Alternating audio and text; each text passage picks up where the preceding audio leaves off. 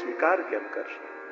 અને મધ્ય રાત્રિએ એક પ્રકાશ પથરાયો અને અલૌકિક રાસેશ્વર સ્વરૂપે એ ગોકુલના ચંદ રૂપે શ્રીનાથજી બાબા પ્રગટ થઈ ગયા. અને જ્યાં મહાપ્રભુજી સાક્ષાત એ રાસેશ્વર શ્રીનાથજીના દર્શન કરી રહ્યા છે, અને પવિત્ર એકાદશીની રાત્રિએ પૂર્ણ પુરુષોત્તમ પ્રગટ થયા છે. અને પ્રભુના એ સૌંદર્ય અને માધુર્યનું દર્શન કરતા મહાપ્રભુજીના મુખમાંથી શબ્દો સર્યા, અધરમ મધુરમ વદનમ મધુરમ નયનમ મધુરમ મધુરાષ્ટકનું પ્રાગટ્ય થયું આ સ્થાન. હૃદયમ મધુરમ ગમનમ મધુરમ મધુરાધિપતે અખિલમ મધુરમ અધરમ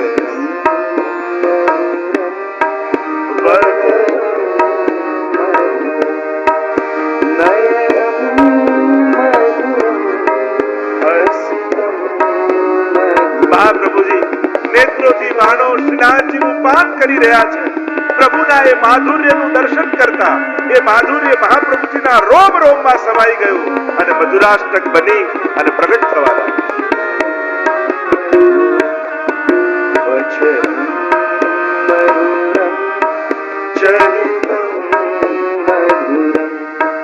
વસનમ મધુરમ વલિતમ મધુરમ ચલિતમ મધુરમ ભ્રમિતમ મધુરમ મધુરાધિપતે અખિલમ મધુરમ મધુરો રેણુર મધુર પાણીર મધુર પાદો મધુર નૃત્યમ મધુરમ સખ્યમ મધુરમ મધુરાધિપતે અખિલમ મધુરમ. મીઠો મધુરો અવાજ સંભળાયો, વચનમ મધુર. હે શ્રી વલ્લભ, આપ શા માટે ચિંતા કરો?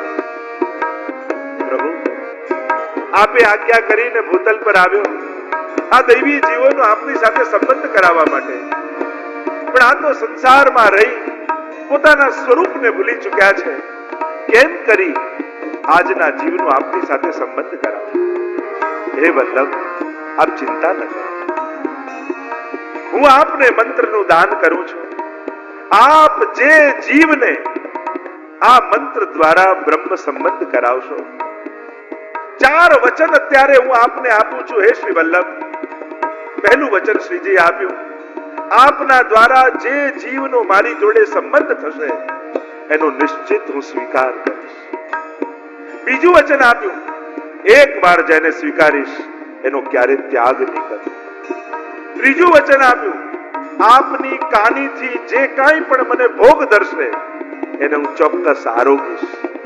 અને ચોથું વચન આપ્યું, આપ જેના માથે મને પુષ્ટાવીને પધરાવી દેશો ત્યાં સદાય હું પ્રગટ સ્વરૂપે બિરાજમાન રહીશ. આ 4 વચને શ્રીનાથજી બાબા આજની રાત્રિએ પવિત્ર એકાદશીની રાત્રિ આ ગોવિંદ ઘાટના બેઠકજીમાં બ્રહ્મ સંબંધ મંત્રનો વચન આપી અને 4 વચને ઠાકોરજી બંધાયા. મહાપ્રભુજીના હાથમાં તુલસી દળ આપ્યું ઠાકોરજીએ, અને સ્વયં મહાપ્રભુજીને બ્રહ્મ સંબંધ મંત્ર ઠાકોરજી બોલાવ્યો. હજારો વર્ષોથી વિકુટો પડેલો આ જીવ પ્રભુથી વિકુટા પડે અનંત સંવત્સર પરિવત્સર વ્યતીત થઈ ગયા છે. પોતાના સ્વરૂપનું પણ વિસ્મૃતિ થઈ છે. તાપ ક્લેશનો આનંદ જેને તિરોધાન થયો છે એવો હું જીવ, મારું દેહ, પ્રાણ, ઇન્દ્રિય, અંતઃકરણ, ઘર બાર, આલોક પરલોક આજ સુધી જે કંઈ પણ મેં મારું માન્યું છે એ આત્મા સહિત હે પ્રભુ આપને સમર્પિત થાઉં છું. હે કૃષ્ણ હું તમારો છું. હે કૃષ્ણ હું તમારો છું. હે કૃષ્ણ હું તમારો છું. આ પંચાક્ષર મંત્રનું દાન શ્રી મહાપ્રભુજીને શ્રીનાથજીએ કર્યું. મહાપ્રભુજી ગદગદિત થઈ રહ્યા છે, આંખોમાંથી અશ્રુપાત થઈ રહ્યા છે. એ મધુરાધિપતિ શ્રી કૃષ્ણ સાક્ષાત નંદ નંદન સામે ઉભા છે અને પવિત્ર એકાદશી નિમિત્તે મહાપ્રભુજી પવિત્ર સિદ્ધ કરીને રાખ્યું છે. અને પવિત્ર લઈ શ્રી ઠાકોરજી જે પ્રભુ પ્રગટ થયા છે એમના શ્રી કંઠમાં મહાપ્રભુજીએ ધરાવ્યું. કંઠ પવિત્રા લે પહેરાય, મિશ્રી ભોગ ધરી મન ભાય. અને 360 તારનું એ પવિત્ર શ્રીકંઠમાં ધરાવ્યું અને પોતે દુનામાં રાખેલી એ કેસરવાળી મિશ્રી લઈ શ્રી મહાપ્રભુજીએ પોતાના શ્રી હસ્તથી શ્રી ઠાકોરજીના મુખારવિંદમાં પધરાવ્યું. ઠાકોરજી પ્રસન્ન થઈ ગયા. શ્રી વલ્લભને અહીંયા મેળાપ થયો, વચન આપ્યા, સાષ્ટાંગ દંડવત કર્યા મહાપ્રભુજી. અરે પ્રભુ, આપના આ વચનોથી તો હવે આ કૃપા માર્ગ બહુ સરળ થઈ ગયો. આપે આ ક્ષણે, આજના દિવસે, આ સ્થાને આપે પુષ્ટિ માર્ગની સ્થાપના કરી છે પ્રભુ. પુષ્ટિનો અર્થ થાય કૃપા. પોષણમ તદનુગ્રહ. પોષણ, પુષ્ટિનો અર્થ પોષણ, પોષણનો અર્થ કૃપા, કૃપાનો અર્થ અનુગ્રહ.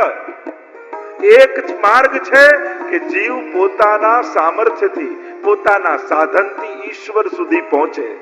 અને બીજો માર્ગ છે કે ભગવાન પોતે જીવ સુધી આવી જીવ જેવો છે એવો જીવનો સ્વીકાર કરી લે. આ માર્ગનું નામ પુષ્ટિ માર્ગ છે. પ્રભુ આપે પુષ્ટિ માર્ગને, એટલે જ પવિત્ર એકાદશીનો દિવસ એ પુષ્ટિ માર્ગનો સ્થાપના દિવસ કહેવાય. આ અનુગ્રહનો માર્ગ ઠાકોરજીએ પ્રગટાવ્યો. માર્ગ તો હતો, એની વિધિ બતાવી. શરણાગતિની આજ્ઞા ગીતાજી અને ભાગવતજી બંનેમાં ઠાકોરજીએ કરી છે. પણ શરણાગત થવાય કઈ રીતે એની પ્રોસેસ નથી બતાવી. આજના દિવસે ઠાકોરજીએ પ્રોસેસ આપી, એ વિધિ આપી કે મને તું શરણાગત કઈ રીતે થઈશ. તો કે હવે આ મંત્ર દ્વારા તો તુલસી દલ હાથમાં લઈ જ્યારે મને શરણાગત થઈશ ત્યારે શરણ આયે સોહી તારે, હું એ જીવનો નિશ્ચિત સ્વીકાર કરીશ અને એના બધા જ દોષોમાંથી મુક્ત કરીશ. એને નિર્દોષ બનાવી એનું યોગ અને ક્ષેમ હું કરી આવીશ. એને મારો ગણીશ. મર્યાદા માર્ગમાં જે સારો એ માર્ગ, જે બધા દોષોને છોડે ભગવાન એનો સ્વીકાર કરે. પુષ્ટિ માર્ગમાં જે મારો એ સારો. તું જેવો છું એકવાર મારો થઈ જાય. મામે વયે પ્રપદ્યંતે માયા મેતામ તરંતિતે. ગીતાજીના એ વચનોને યાદ કરીએ. જે મારો છે એ આ માયાને તરી જાય છે. હું એને તારું છું, કારણ કે એનું સાધન અને એનું ફળ બંને હું બની જાઉં છું. આ પુષ્ટિ માર્ગની વિશેષતા. ભગવાન સુધી જવું પડે એ મર્યાદા માર્ગ, અને ભગવાન જીવ સુધી આવી જાય એ પુષ્ટિ માર્ગ. ભગવાનના ધામમાં કોઈ પહોંચાડે એ મર્યાદા માર્ગ, અને ભગવાનનું ધામ એ વૈષ્ણવનું ઘર બની જાય એ પુષ્ટિ માર્ગ. અનેક ચર્ચાઓ કરી શકાય મર્યાદા અને પુષ્ટિ. આ પુષ્ટિ માર્ગની સ્થાપના આ સ્થાન પર જે પહેલી બેઠકજી છે ત્યાં થઈ છે. અને પવિત્ર એકાદશીની એ રાત્રિ, જે ક્ષણે ઠાકોરજી મહાપ્રભુજીને આ બધું કહી રહ્યા છે એ જ ક્ષણે દમલાજી નિકટમાં સૂતા છે. ઠાકોરજી આ રીતે આજ્ઞા કરી, બ્રહ્મ સંવત મંત્ર આપ્યો. પ્રભુ ફરી અંતર ધ્યાન થઈ ગયા અને મહાપ્રભુજીના હૃદયમાં આનંદ છે કે હવે તો આ કૃપા માર્ગ બહુ સરળ થઈ ગયો, સહજ થઈ ગયો. જીવનું સમર્પણ કરાવી અને આ પુષ્ટિ ભક્તિના માર્ગમાં જીવનો અંગીકાર થઈ જશે.